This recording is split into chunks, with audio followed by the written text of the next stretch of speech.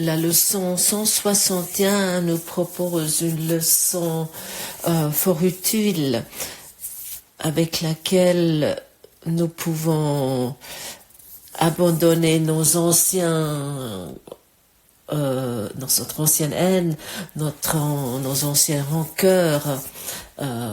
Oui, cette pratique est une initiation que l'ego n'aime pas du tout. L'ego aimerait que tu ne pratiques pas cela, tu dois savoir ça, parce que ça amène une paix profonde, que peut-être tu ne le sens pas tout de suite, mais cette paix va arriver, elle va être là. Donne-moi ta bénédiction, Saint-Fils de Dieu. Donne-moi ta bénédiction, mon Saint-Ami, mon Saint-Ami. Donne-moi ta bénédiction, mon bien-aimé, ma bien-aimée. Sans ces mots, l'ego va te dire, nous voulons maintenir notre rage, nous voulons maintenir nos avis, nous voulons maintenir nos idées, nos énervements, pour que nous pouvons punir. Et l'invitation de cette leçon est d'appeler la paix, demander la paix, cette paix que chaque personne désire, après laquelle chaque personne languit. Et lorsque nous pratiquons cela, et même uniquement pendant une millième de seconde, nous expérimentons lors de cet exercice la paix, toute notre existence peut et va changer. Nous terminons nos rancœurs, nous terminons nos auto-attaques, nous nous souvenons, le monde est ton miroir. Est-ce que tu vois dans ce monde sont des images que tu as faites? Et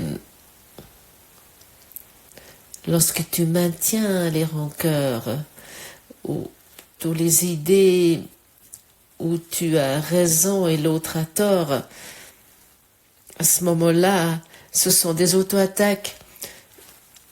Il y a un auto-rabaissement qui a lieu et nous expérimentons ainsi la souffrance. Et Jésus nous dit sans cesse dans ce cours, la souffrance est finalement sans signification. Tu peux abandonner la souffrance en terminant les auto-attaques. C'est une évidence, non?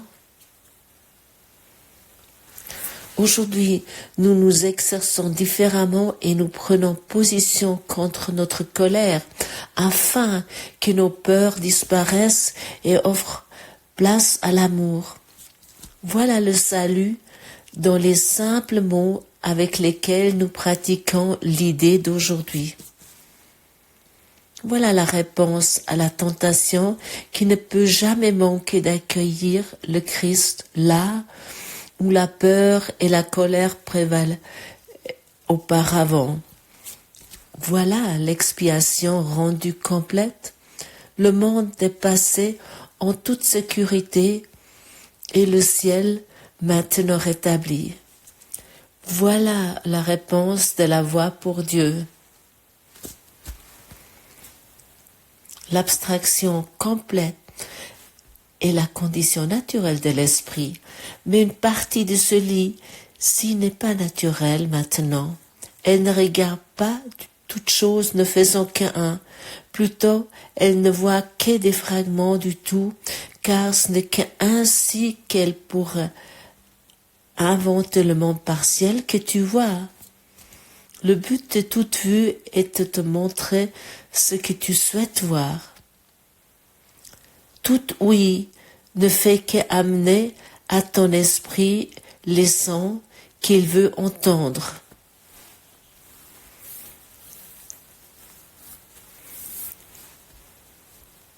tout ce que tu vois ne fait qu'amener à ton esprit ce qu'il veut voir. Oui. Ainsi, nous pouvons nous poser la question, est-ce que j'aimerais continuer à avoir ma propre peur? Est-ce que j'aimerais continuer à avoir encore mes propres colères, mes propres attaques?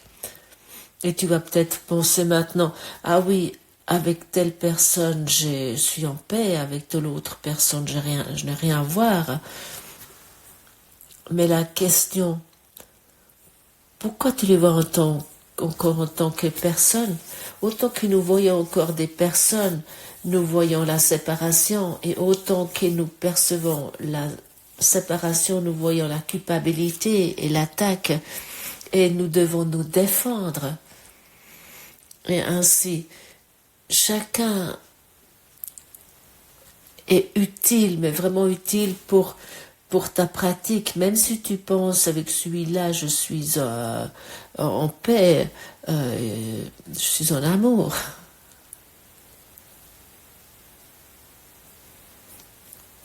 Ne exclus personne. Nous sommes invités d'amener chacun à notre demeure, chacun qui arrive dans notre esprit, chacun duquel nous avons fait des images, de le délivrer de notre esprit, comme bien naturellement le monde entier. Et pour l'ego, ça semble être un travail difficile. Et parfois nous nous disons, oh, ça allait jusqu'à présent aussi, ça marchait jusqu'à présent aussi. Mais tu dois savoir qu'ainsi tu te emprisonnes toi-même. Et il semble qu'il n'y a pas d'issue dans cet emprisonnement, parce que les images créent encore une attention, parce qu'il devient ta vérité. Et cette leçon vraiment très puissante, où c'est vraiment, ici, on parle véritablement du pardon, son attention est le pardon.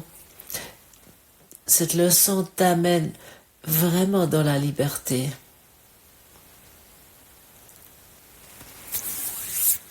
Parce que ta colère, ta projection et ta particularité,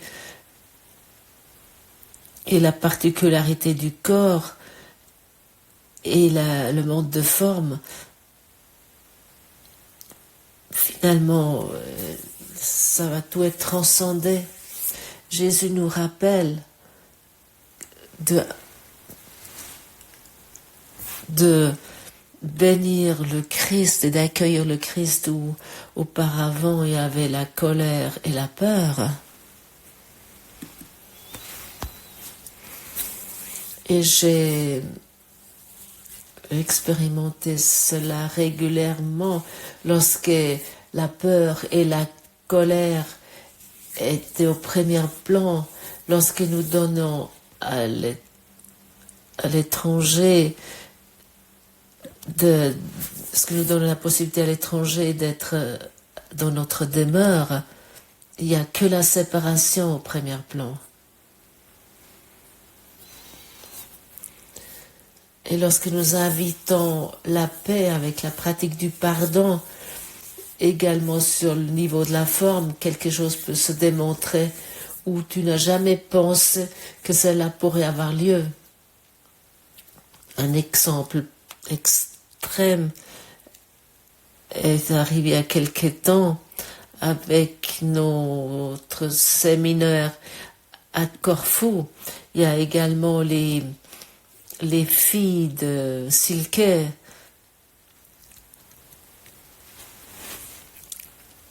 dans le passé. Ils étaient vraiment très distants envers Silke. Ils l'ont vraiment évité. Et c'est là pendant un très long moment. Et celui qui pouvait que faire une seule chose, de rester dans la pratique du pardon. Et cela, elle a fait. Bien naturellement, souvent, elle était désespérée. Comment ces enfants, en tant que mère, ils pouvaient la rejeter. Et chaque mère sait, ou chaque père, bien naturellement aussi, sait de quoi je parle ici, quelle douleur, quelle souffrance, quelle incompréhension cela crée. Mais c'était inclus dans le plan de guérison de Dieu, le plan de salut de Dieu. Et aujourd'hui, elle sait que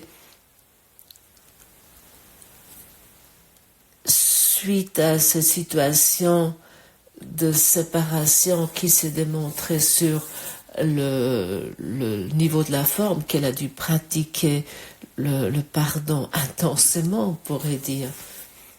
Et ainsi, elle a utilisé le monde en tant qu'outil d'apprentissage.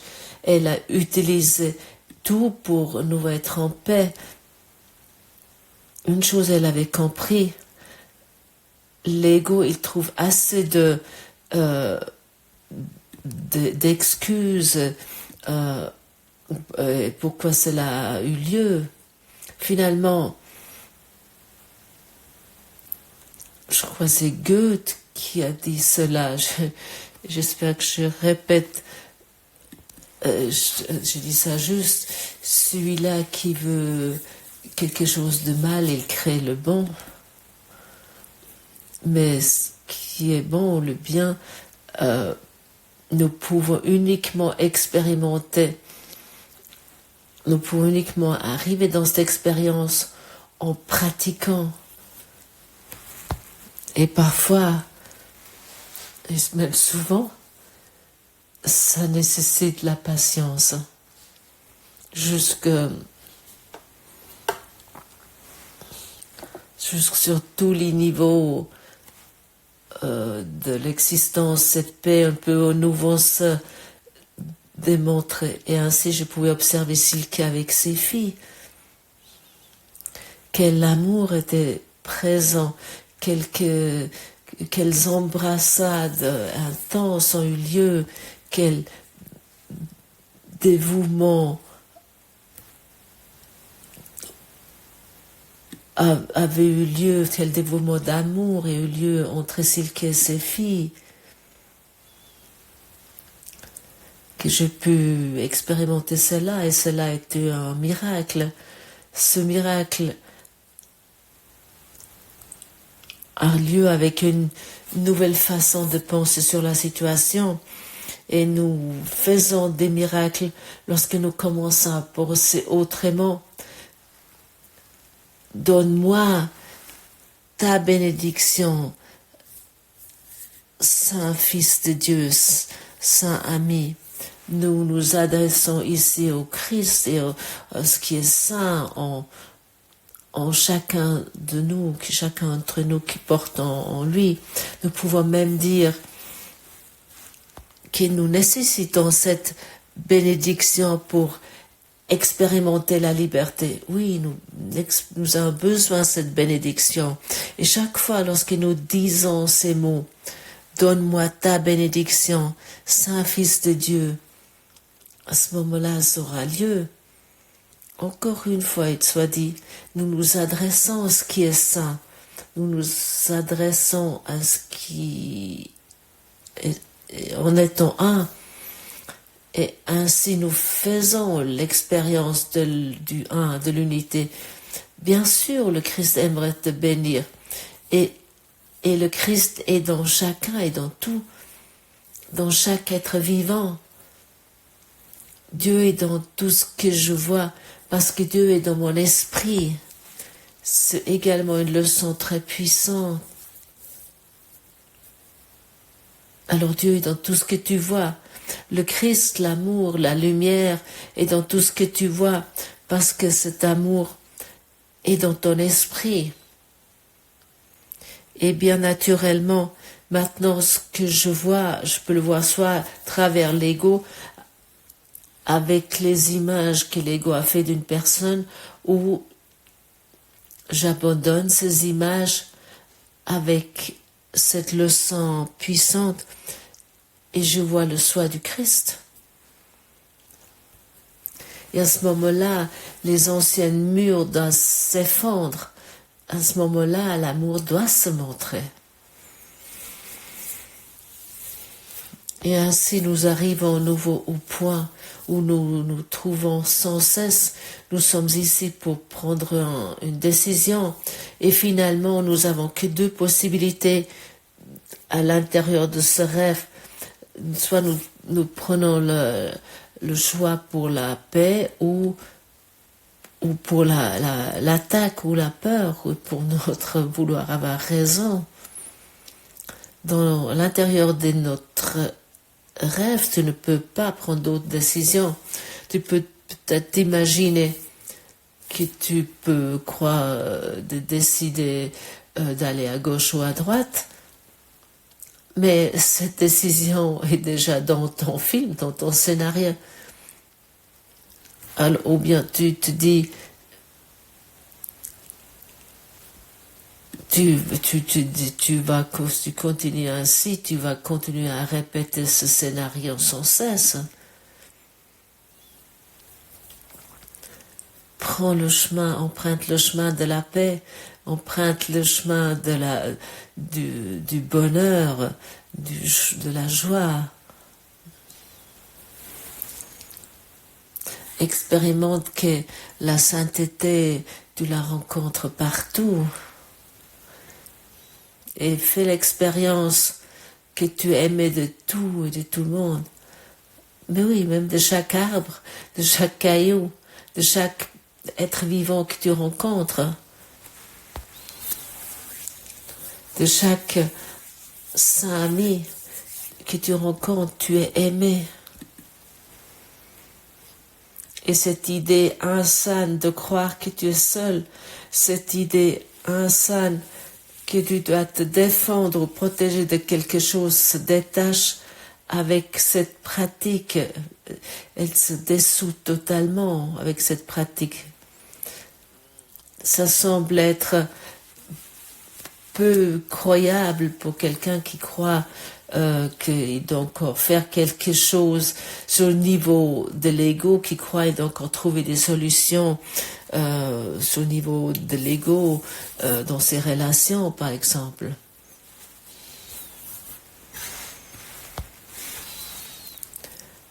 Tu ne peux pas trouver de solutions dans les relations autant que tu cherches encore des solutions sur le niveau de la séparation.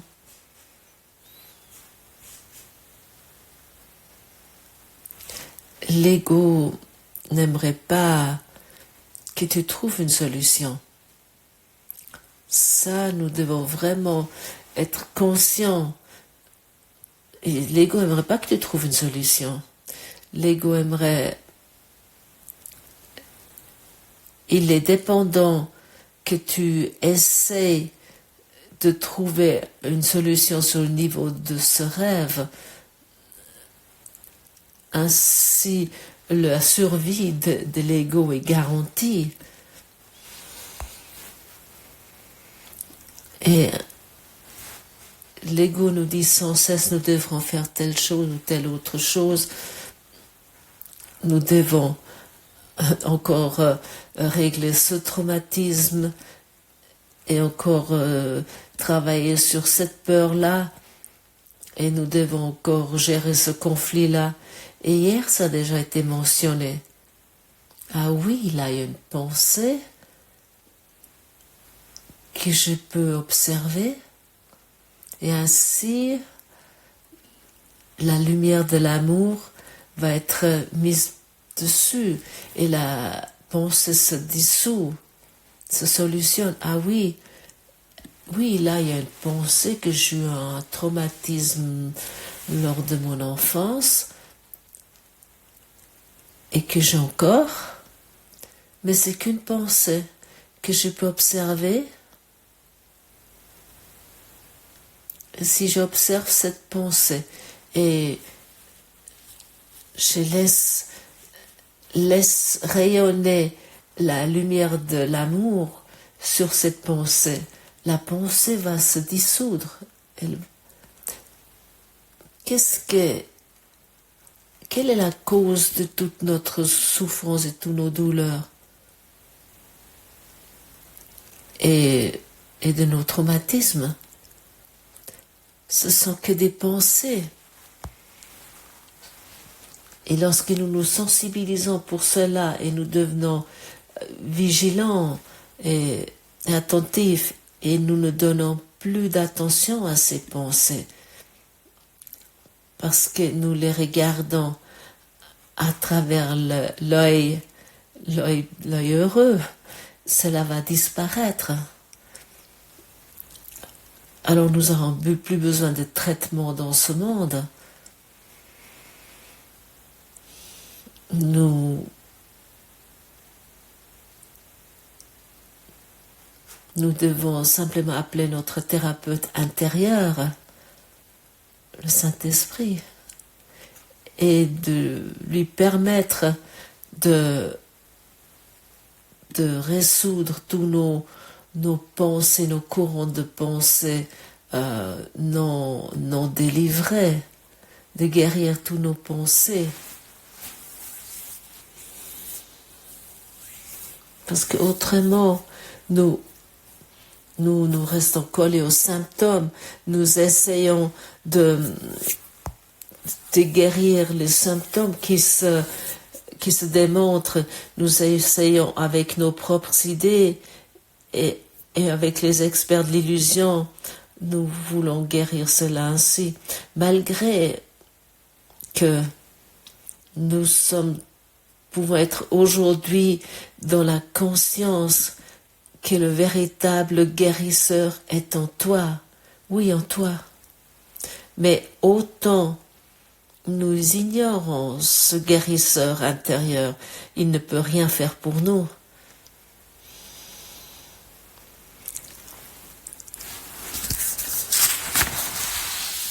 Aujourd'hui, nous exerçons d'une manière que nous avons tenté plus tôt. Tu es plus près maintenant d'être prêt et tu viendras plus près aujourd'hui de la vision du Christ. Si tu es résolu à l'atteindre, tu réussiras aujourd'hui. Et une fois que tu auras reçu, tu ne seras plus désireux d'accepter les témoins que les yeux de ton corps appellent. Ce que tu verras te chantera d'anciennes mélodies dont tu te souviendras. Tu n'es pas oublié dans le ciel. Ne voudrais-tu pas t'en souvenir? Peut-être t'aimerais fermer maintenant tes yeux et t'arrêter pendant quelques instants. Choisis un frère, symbole de tous les autres, et demande-lui le salut. Vois-le d'abord aussi clairement que tu le peux, sous la forme à laquelle tu es habitué. Vois son visage, ses mains et ses pieds, ses vêtements. Regarde le sourire et vois les gestes familiers qu'il fait si fréquemment. Ensuite pense à ceci. Ce que tu vois maintenant te dissimule la vue de quelqu'un qui peut te pardonner tous tes péchés, dont les mains sacrées peuvent enlever les clous qui transpercent les tiennes et ôter la couronne d'épines que tu as placée sur ta tête sanglante. Demande-lui ceci pour qu'il te rende libre.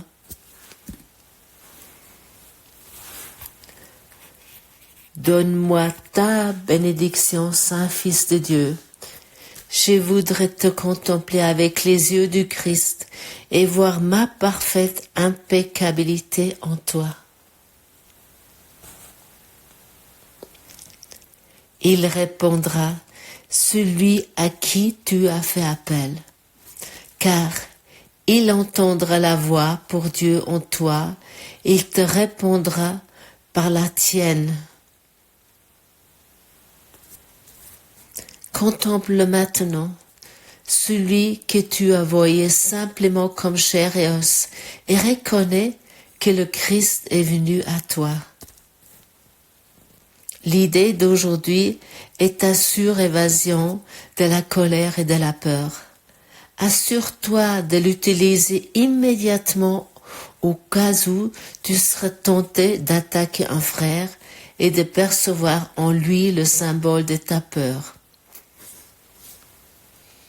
Et soudain, tu le verras transformé d'ennemi en sauveur, du diable en le Christ.